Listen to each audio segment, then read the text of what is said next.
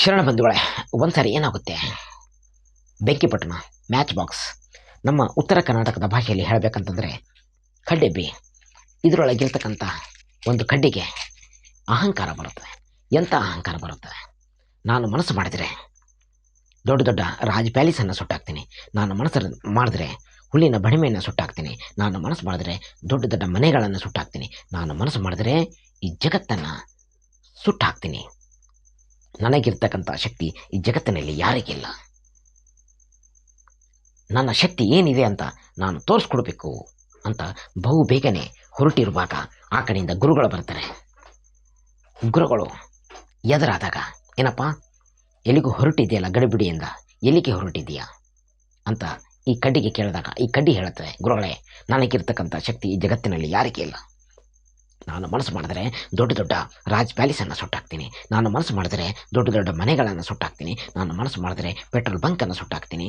ಅದು ಸುಟ್ಟಾಕ್ತೀನಿ, ಇದು ಸುಟ್ಟಾಕ್ತೀನಿ, ಈ ಜಗತ್ತನ್ನೇ ಸುಟ್ಟಾಕ್ತೀನಿ. ನನಗಿರ್ತಕ್ಕಂಥ ಶಕ್ತಿ ಈ ಜಗತ್ತಿನಲ್ಲಿ ಯಾರಿಗಿದೆ ಹೇಳಿ ಅಂತಂದಾಗ ಗುರುಗಳು ಹೇಳ್ತಾರೆ, ಎಲ್ಲೋ ಹುಚ್ಚಪ್ಪ,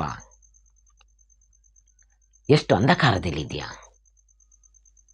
ಸುಡುವ ವಿಚಾರ ಯಾಕೆ ಮಾಡ್ತೀಯ?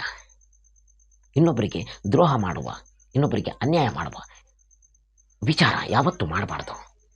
ನೋಡು, ನೀನು ಇನ್ನೊಬ್ಬರಿಗೆ ಸುಡಬೇಕಾದ್ರೆ ಮೊದಲು ನಿನ್ನನ್ನು ನೀನು ಸುಟ್ಕೊಳ್ಳಬೇಕಾಗ್ತದೆ. ಇನ್ನೊಬ್ಬರಿಗೆ ಸುಡುವುದಾದರೆ ಮೊದಲು ನಿನ್ನನ್ನು ನೀನು ಸುಟ್ಕೊಳ್ಳಬೇಕಾಗ್ತದೆ. ನೀನು ವಿಚಾರ ಮಾಡಿದೀಯಾ? ಯೋಚನೆ ಮಾಡು. ಸುಡುವ ವಿಚಾರ ಯಾಕೆ ಬಂತು? ನೀನು ಇನ್ನೊಬ್ಬರಿಗೆ ಸುಡಬೇಕಾದ್ರೆ ಮೊದಲು ನಿನ್ನನ್ನು ನೀನು ಸುಟ್ಟುಕೊಳ್ಳಬೇಕಾಗ್ತದೆ. ಆಲೋಚನೆ ಮಾಡಿದೀಯಾ ಅಂತ ಕೇಳಿದಾಗ, ಹೌದಲ್ಲ ಗುರುಗಳೇ, ನಾನು ಇದು ವಿಚಾರ ಮಾಡಿಲ್ಲವಲ್ಲ. ನಾನು ಇನ್ನೊಬ್ಬರಿಗೆ ಸುಡಬೇಕಾದ್ರೆ ಮೊದಲು ನನ್ನನ್ನು ನಾನು ಸುಟ್ಟುಕೊಳ್ಳಬೇಕಾಗ್ತದೆ. ತಪ್ಪಾಯ್ತು ಗುರುಗಳೇ ಅಂತ ಗುರುವಿನ ಒಂದು ಪಾದಕ್ಕೆ ಬಿದ್ದು ಕ್ಷಮೆಯನ್ನು ಕೇಳುತ್ತದೆ. ಆಗ ಗುರುಗಳು ಹೇಳ್ತಾರೆ, ನೋಡಪ್ಪ, ನೀನು ಸುಡಬೇಕಾದರೆ ನಿನ್ನೊಳಗಿರ್ತಕ್ಕಂಥ ಅಹಂಕಾರವನ್ನು ಸುಟ್ಟುಬಿಡು. ನೀನು ಸುಡಬೇಕಾದರೆ ನಿನ್ನೊಳಗಿರ್ತಕ್ಕಂಥ ಕೆಟ್ಟ ವಿಚಾರಗಳನ್ನು ಸುಟ್ಟುಬಿಡು. ನೀನು ಸುಡಬೇಕಾದರೆ ನಿನ್ನೊಳಗಿರ್ತಕ್ಕಂಥ ಕೆಟ್ಟ ಆಲೋಚನೆಗಳನ್ನು ಸುಟ್ಟುಬಿಡು. ನೀನು ಉದ್ಧಾರ ಆಗ್ತೀವಿ. ನೀನು ಹುಟ್ಟಿ ಸ್ವಾರ್ಥಕ್ಕಾಗ್ತಿ. ನೀನು ನಿಜವಾಗ್ಲೂ ಸುಡಬೇಕಾದ್ರೆ ತೈಲವನ್ನುಂಡ ಒಂದು ಬತ್ತಿಗೆ ಸುಟ್ಟುಬಿಡು. ಜ್ಯೋತಿಯಾಗಿ ಆ ಜ್ಯೋತಿ ಏನು ಮಾಡ್ತದ? ಕತ್ತಲನ್ನು ಹೊಡೆದೋಡಿಸ್ತದ. ಜ್ಞಾನದ ಜ್ಯೋತಿಯಾಗಿ ಬೆಳಗು. ಆ ಬೆಳಕಿನಲ್ಲಿ ಜನರು ಆರಾಮವಾಗಿ ಓಡಾಡ್ತಾರೆ, ಜೀವನ ಮಾಡ್ತಾರೆ. ಆವಾಗ ನಿನ್ನ ಜನ್ಮ ಸ್ವಾರ್ಥಕ ಆಗ್ತದೆ ಅಂತ ಗುರುಗಳು ಉಪದೇಶ ಮಾಡ್ತಾರೆ. ಈ ಸ್ಟೋರಿಯಿಂದ, ಈ ಕಥೆಯಿಂದ ನಾವು ಏನು ತಿಳಿದು ಬಂದ್ವಿ ಅಂತಂದರೆ, ನಾವು ಇನ್ನೊಬ್ಬರಿಗೆ ಅನ್ಯಾಯ ಮಾಡಬೇಕಾದ್ರೆ ನಮ್ಮೊಳಗಿರ್ತಕ್ಕಂಥ ಭಾವನೆಗಳು ಕೆಟ್ಟದಾಗಿರ್ತಾವ. ನಾವು ಇನ್ನೊಬ್ಬರಿಗೆ ದ್ರೋಹ ಮಾಡಬೇಕು ಅಂತಂದರೆ ನಮ್ಮೊಳಗಿರ್ತಕ್ಕಂಥ ಆಲೋಚನೆಗಳು ಕೆಟ್ಟದಾಗಿರ್ತಾವ. ಅದಕ್ಕಾಗಿ ಕೆಟ್ಟ ಆಲೋಚನೆಗಳಿಗೆ, ಕೆಟ್ಟ ಭಾವನೆಗಳಿಗೆ ನಾವು ನಮ್ಮ ಹೃದಯದಲ್ಲಿ ಆಗಲಿ ನಮ್ಮ ತಲೆಯಲ್ಲಾಗಲಿ ಪ್ಲೇಸ್ ಕೊಡಬಾರ್ದು, ಜಾಗ ಕೊಡಬಾರ್ದು. ಅದಕ್ಕಾಗಿ ನಾವು ಮಾಡ್ತಕ್ಕಂಥ ಕೆಲಸ ಕೂಡ ಒಳ್ಳೆಯದಾಗಬೇಕು ಅಂತಂದರೆ ನಮ್ಮೊಳಗಿರ್ತಕ್ಕಂಥ ಒಳ್ಳೆಯ ಭಾವನೆಗಳು, ನಮ್ಮೊಳಗಿರ್ತಕ್ಕಂಥ ಒಳ್ಳೆಯ ಆಲೋಚನೆಗಳು ಬೆಳೆಸ್ಕೋಬೇಕು. ಅಂದಾಗ ನಾವು ಮಾಡ್ತಕ್ಕಂಥ ಪ್ರತಿಯೊಂದು ಕೆಲಸನೂ ಒಳ್ಳೆಯದಾಗಿರ್ತದೆ.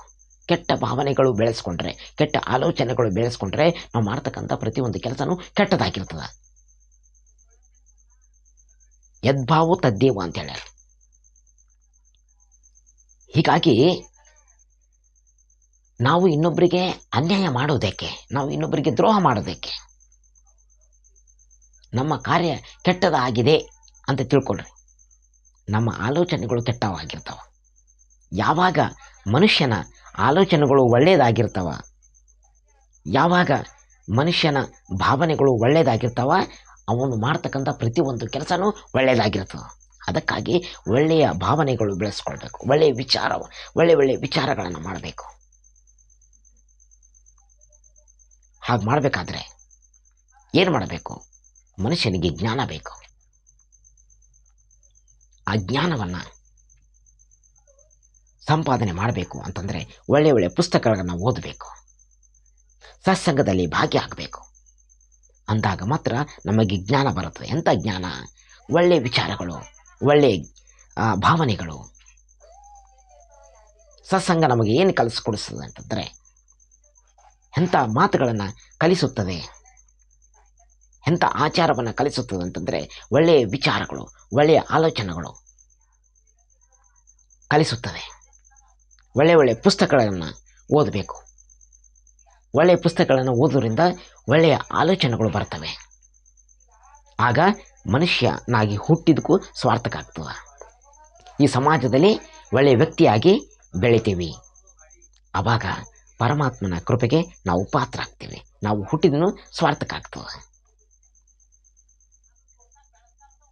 ಜೈ ಹಿಂದ್, ಜೈ ಕರ್ನಾಟಕ ಮಾತೆ, ಜೈ ಶ್ರೀರಾಮ್.